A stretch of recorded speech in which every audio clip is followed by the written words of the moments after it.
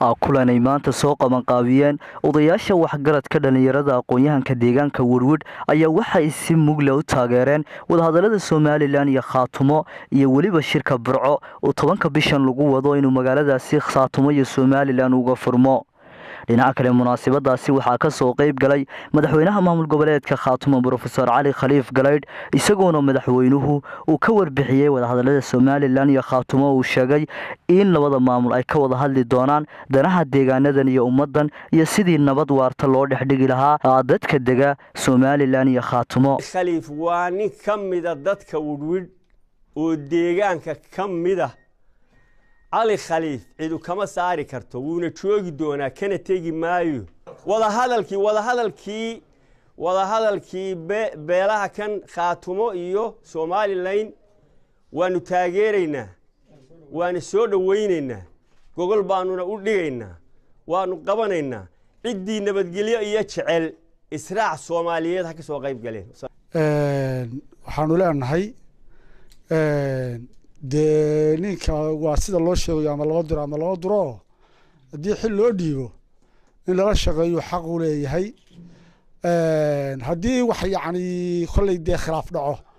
wada hadal baa shira laakiin waxaan u leenahay dadkii xilka uu hayay anagu waa taageersanahay cidii kale wax wada taanade wada hadal bay leedahay qodobkaasi waa ka qodobka kale علي خليف ورور وجورجيسي عندنا مرتو جماعة عندنا كم مجنسان مايو أنا قلنا وكسر دويني سيد الله شغالين تدون شو كراه أقول لك من إنه بدحوينا نوقو نقضو إنه سياسة نوقو جاميو أنا أقول قدام بيننا يوم ما تنوقو فديا قولها أن كنت تاجرين أما حاجات وحكوا ده إني ولا بنتو سو كوفيد سو فريسو ويلا هذا على سيدنا ويكنويل ماشي كوما هبونا واحد دوني نكوبي شرتو وحينو دسنينا معها وحينو دونينا معها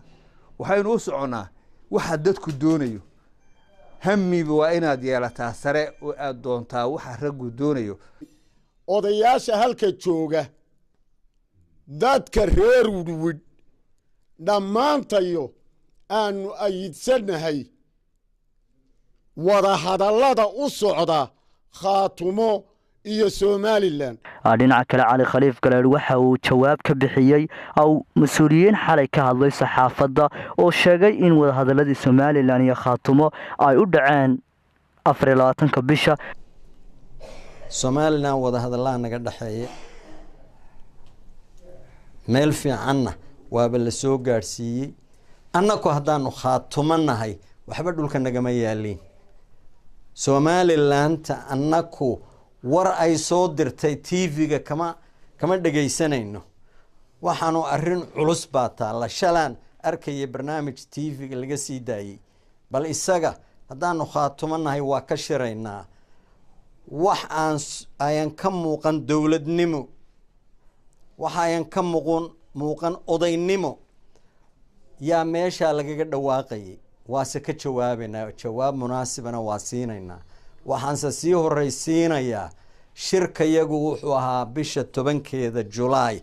برعوناها أنجا كوده الشيني إياكو كم بحكران هذا يكبحان وده هذا الذي يردم بيكبحان دبنا ومدقي كران شركة وحنا قندونا أن نكوه شينا من نقنيه